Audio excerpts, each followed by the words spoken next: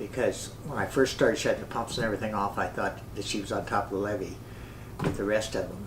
But it was, actually, I broke down. It's Lary Gapen, and I'm a pump operator at the pumping station, and I've been here 30 years. And I went through several different floods, but not as big as the one in '08.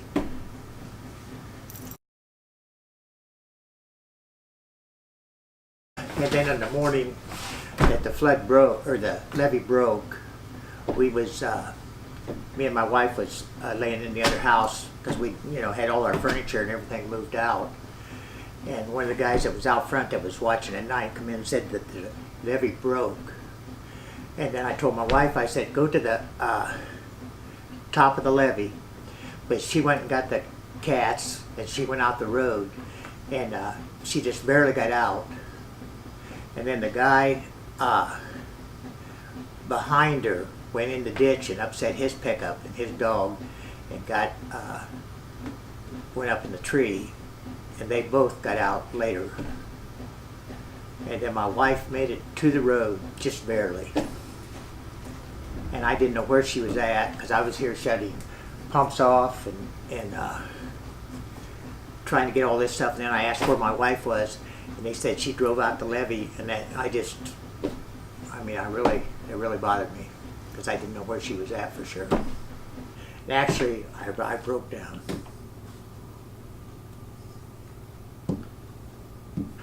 Oh, I actually cried.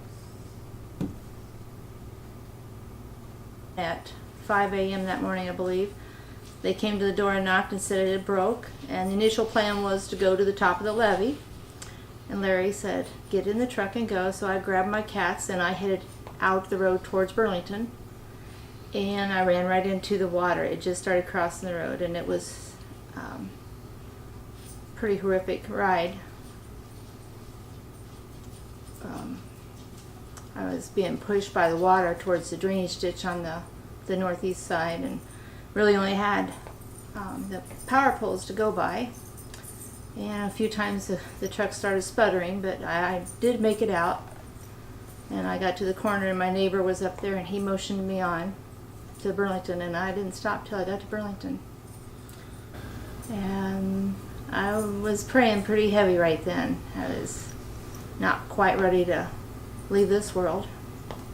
It's overwhelming just seeing each other again, knowing what I'd been through.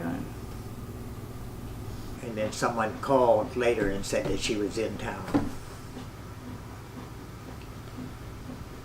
When the levee broke, and they told me it broke, I really had the feeling that it was going to the night before because the water was so high. And it was just like, it's over, and you start thinking, what are you going to do next? Where are you going to go and where are you going to stay? And we had that ahead of time, like it was going to break, but it was just, when it really happened, it was just altogether different. It was just kind of unreal. It's something I can't really explain. Just like you'd lost everything,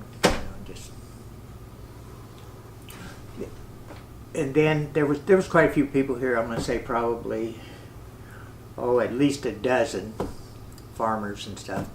And they went down the levee on a tractor and a wagon. And I was still shutting stuff off here. And then later on, another neighbor, he was here too. And we was waiting for someone to come and get us. And then a helicopter come in and landed on the levee to get us.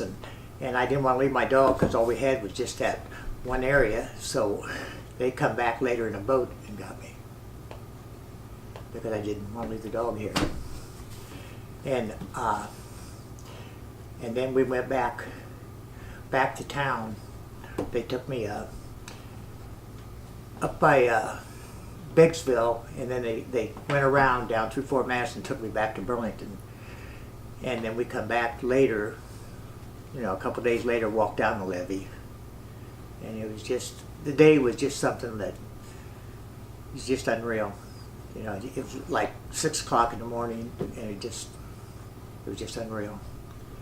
And then when you looked out over the water, you know, the next day or 2 days, it wasn't like, you know, it looked bad because the water was all over. But then when the water went down, it was just like slime, and it was just terrible after the water went down. It was, you know, just awful. It was, I don't know how to really explain it. Just mud and just trash, just unreal.